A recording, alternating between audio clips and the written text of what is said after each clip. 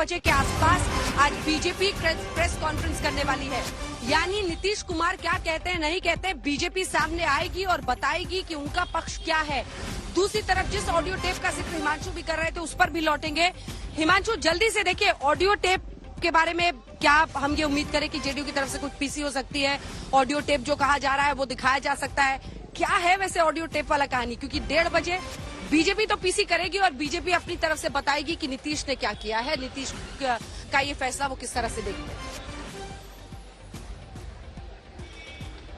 हैं। देखिए, बिल्कुल भारतीय जनता पार्टी की तरफ जो है, अब जो राजनीतिक घटनाक्रम हर घंटे नहीं हर मिनट बदल रहा है, उसको लेकर अपनी स्थिति को स्पष्ट करेगी। और भारतीय जनता पार्टी के तमाम नेता और मंत्री जो है, दोनों उप मुख्यमंत्री जो है वो तारकेश्वर प्रसाद के घर पर जो है वो बैठक कर रहे हैं। भारतीय जनता पार्टी की तरफ से प्रेस कॉन्फ्रेंस करके साफ साफ ये किया जाएगा कि देखिए हम क्या चाहते हैं और क्या हो रहा है। हमने तो उनको मुख्यमंत्री बनाया, हम उनको सम्मान दे रहे थे, लेकिन नीतीश कुमार हम पर आरोप लगा रहे हैं। आरोप इसलिए कह रहा हूं क्योंकि ललन सिंह ने जब प्रेस कॉन्फ्रेंस की ना अंजना, तब उन्होंने एक बात कही थी कि चिराग पार्ट 2, चिराग पार्ट 1 क्या है? चिराग पार्ट 1 है, केसी त्यागी से जब हम बात करते हैं तो वो ये कहते थे कि हमने खून का घूंट पी लिया। हमारे पास ऑडियो है, वो ऑडियो टेप है जब चिराग पासवान और देवेंद्र फडणवीस आपस में बातचीत कर रहे हैं।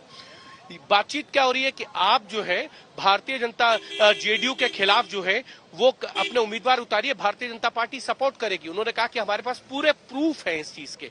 अब आरसीपी सिंह के खिलाफ भी इसी तरीके के प्रूफ होने की बात जेडीयू कह रही है। और ये जेडीयू की तरफ से अगर प्रेस कॉन्फ्रेंस होती है तो ये जरूर साफ होगा कि उस ऑडियो टेप के अंदर क्या है, वो सारी चीजें खुलासा जो है वो जेडीयू की तरफ से की जाएगा।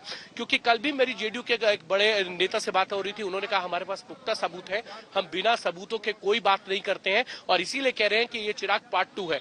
चिराग पार्ट 2 यानी कि चिराग पासवान ने अपने जितने उम्मीदवार उतारे थे 2020 के विधानसभा चुनाव में, 135 के करीब उन्होंने अपने उम्मीदवार उतारे थे, जिनमें से 111 उम्मीदवार जो है वो जेडीयू के खिलाफ उतारे थे। और वो सारे वो उन जातियों को रिप्रेजेंट करते थे जिन पे भारतीय जनता पार्टी का वोट बैंक है, यानी कि अगड़ी जातियां, फॉरवर्ड कास्ट के नेताओं को उतारा था, जो भारतीय जनता पार्टी में जिनको टिकट नहीं मिली उनको, या दूसरी अन्य दलों से लाकर उनको टिकट दिया था, जहां पर जेडीयू को हराने के लिए कोई भी मौका छोड़ा ना जाए, या अगर उनके उम्मीदवार 10-15 हजार 5,000 जो भी वोट काटेंगे वो भारतीय जनता पार्टी के वोट बैंक के अंदर सेंध लगाएंगे। तो कहीं ना कहीं जेडीयू को इस बात को लेकर टीस थी।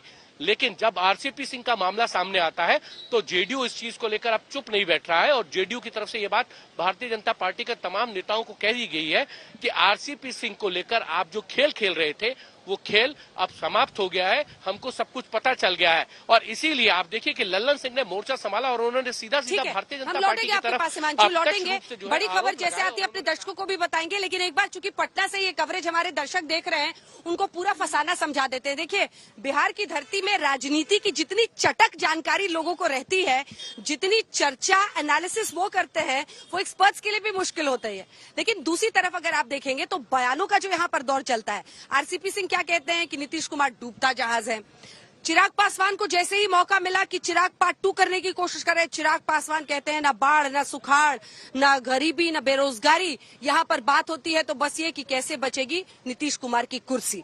तो ये बयानों का दौर चल रहा है, लेकिन आज जो हो रहा है वो बयानों से परे आर या पार का फैसला है। नीतीश कुमार जहां पर हम मौजूद हैं, राजभवन आप देख रहे हैं मेरे पीछे, इधर से पूरा नजारा एक बार दिखाइए। यही वो रास्ता है जहां से कुछ ही देर बाद, 15 मिनट के बाद, राजेंद्र बाबू की ये भव्य मूर्ति, ये राजेंद्र चौक इसे कहा जाता है, ये वो गोल चक्कर है मशहूर पटना का, और यहीं पर सत्ता का कह सकते हैं आप पूरी ताकत होती है। यहाँ पर देखिए सामने वन अणे मार्ग है जहां से मुख्यमंत्री निकलेंगे, तो आप अंदाजा लगा सकते हैं कि 30 सेकंड का मामला है। 30 सेकंड में वन अणे मार्ग से निकलकर राजभवन के लिए पहुंच जाएंगे और यहां पर अपना इस्तीफा वो सौंपने वाले हैं। अभी ऐसा कयास लगाया जा रहा, माना जा रहा है उन्होंने वक्त मांगा है इसलिए, या फिर जो समर्थन की उनकी चिट्ठी थी बीजेपी के साथ उसको लेकर वो क्या करते हैं, इन सब की जैसे ही खबर आएगी हम आपको दिखाएंगे। लेकिन राजभवन के बाहर और अणे मार्ग के सामने से आप ये बुलेटिन आज देख रहे हैं। बिहार की सियासत में एक जबरदस्त तूफान का ये वक्त है।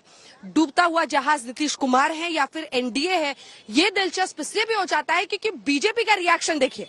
तारकिशोर प्रसाद जो कि उप मुख्यमंत्री बनाए गए थे, उनके घर पर बीजेपी के नेताओं की बैठक चल रही है। रेणु देवी दूसरी उप मुख्यमंत्री, ये दोनों भी फ्लैश पॉइंट की वजह बने थे। जब बहुत ज्यादा विरोध हो रहा था, तब ये कहा गया था कि पुलिस ने मदद नहीं की। जब छात्रों ने बहुत ज्यादा संघर्ष यहाँ पर किया, कई जगहों पर आंदोलन हुए, इन दोनों के घरों पर हमला हुआ, तो ये कह दिया था संजय जायसवाल बीजेपी अध्यक्ष ने कि यहाँ की पुलिस तो हमारे नेताओं को टारगेट होने से नहीं बचा रही है। तो ये एक फ्लैश पॉइंट बना था।